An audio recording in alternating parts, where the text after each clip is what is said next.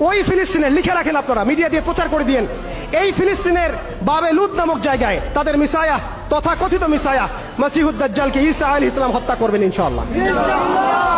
পৃথিবীর কোন শক্তি, কোন ন্যাটো, কোন ইউনাইটেড নেশনস, কোন ইউরোপিয়ান ইউনিয়ন, কোন IMF, কোন ওয়ার্ল্ড ব্যাংক, কোন সাম্রাজ্যবাদী শক্তি এই ভবিষ্যৎবাণীকে ঠেকাতে পারবে ইনশাআল্লাহ।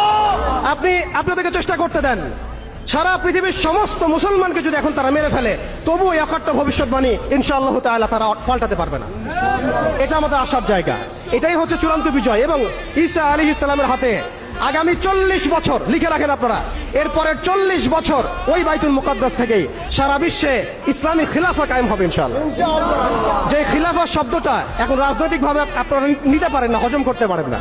আমি জানি আপনারা জানেন না, অনেকেই এটা অজ্ঞতার কারণেও হতে পারে, তারা হয়তো জানেন না, আমরা জানাতে এসেছি। এই যে খিলাফা শব্দটা তারা নিতে পারে না, এই খিলাফাই হবে পৃথিবীর শেষ শাসন ইনশাআল্লাহ তাআলা। এই খিলাফা দিয়ে বিশ্ব শুরু হয়েছিল, এই খিলাফা দিয়েই বিশ্ব শেষ হবে। ঈসা আলাইহিস সালাম 40 বছর ওই জেরুজালেম থেকেই এই বিশ্বকে শাসন করবেন ইনশাআল্লাহ তাআলা। এটা লেখা হয়ে গেছে কুদিয়াল আমর, এটা কেউ চেঞ্জ করতে পারবে না।